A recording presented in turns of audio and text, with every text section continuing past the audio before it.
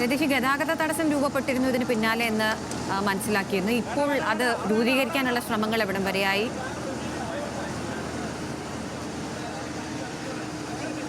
പ്രധാന റോഡ് കടന്നു പോകുന്ന ഈ പുതിയ ബസ് സ്റ്റാൻഡിൻ്റെ അരികിൽ തന്നെയാണ് ഈ കടയുള്ളത്. അതുകൊണ്ട് തന്നെ തീപിടുത്തം ഉണ്ടായിട്ടുണ്ട്. അതുകൊണ്ട് അവിടേക്കുള്ള മെഡിക്കൽ കോളേജിൽ നിന്ന് ടൗണിലേക്ക് വരുന്ന, അതുപോലെ തന്നെ മാനാഞ്ചിറയിൽ നിന്ന് ടൗണിലേക്ക് വരുന്ന രണ്ട് പ്രധാനപ്പെട്ട അങ്ങോട്ടും വൺ വേ ആയിട്ടുള്ള രണ്ട് ഭാഗങ്ങളിലേക്കുള്ള ഗതാഗതമാണ് ഇപ്പോൾ തടസ്സപ്പെട്ടിട്ടുള്ളത്. ഈ ഭാഗത്തേക്ക് വരുന്ന ആളുകൾക്ക് കൂടുതൽ ഇവിടെ എത്തിച്ചേരാൻ സാധിക്കാത്ത സാഹചര്യമുണ്ട്.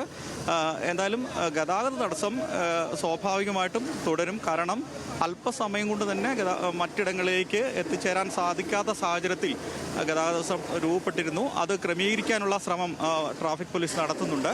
എന്തായാലും സ്വാഭാവികമാണ് ഗതാഗത തടസ്സം ഇന്ന് കൂടുതൽ ഇടങ്ങളിലേക്ക്, നഗരങ്ങളിലേക്ക് വ്യാപിക്കാൻ സാധ്യതയുണ്ട് അല്പസമയങ്ങൾക്കുള്ളിൽ. കാരണം കൂടുതൽ വാഹനങ്ങൾ ഒക്കെ ഇതേപോലെ തടസ്സപ്പെടാൻ സാധ്യതയുണ്ട് റോഡുകളിൽ.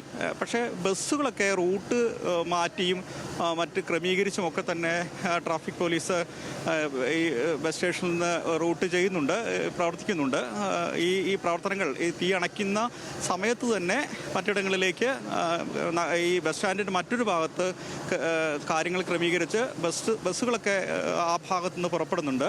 ഇപ്പോൾ ഈ തീ പിടിച്ച ഭാഗത്തൊക്കെ സ്വാഭാവികം നിൽക്കുന്നത് ദീർഘദൂര ബസ്സുകളൊക്കെയാണ്. കണ്ണൂർ, തലശ്ശേരി ഭാഗങ്ങളിലേക്കുള്ള ബസ്സുകൾ, അതുപോലെ തന്നെ കക്കോടി ഭാഗത്തേക്കുള്ള പ്രാദേശിക ബസ്സുകൾ ഒക്കെ നിൽക്കുന്ന ഒരു ഭാഗമാണ് ഇവിടെ. കൊയിലാണ്ടി, വടകര ഭാഗങ്ങളിലൊക്കെയുള്ള ബസ്സുകൾ നിർത്തിയിടുന്ന ഭാഗമാണ്. ഈ ഭാഗത്തുനിന്ന് പൂർണ്ണമായും ബസ്സുകളെല്ലാം തന്നെ മാറ്റി മറ്റിടങ്ങളിലേക്ക് മാറ്റി ഗതാഗതം, ബസ്സുകളുടെ ഗതാഗതം, വാഹനങ്ങളെ അത്തരത്തിൽ തടസ്സപ്പെടാത്ത രീതിയിൽ ക്രമീകരണം പ്രാഥമികമായിട്ട് നടത്തിയിട്ടുണ്ട്.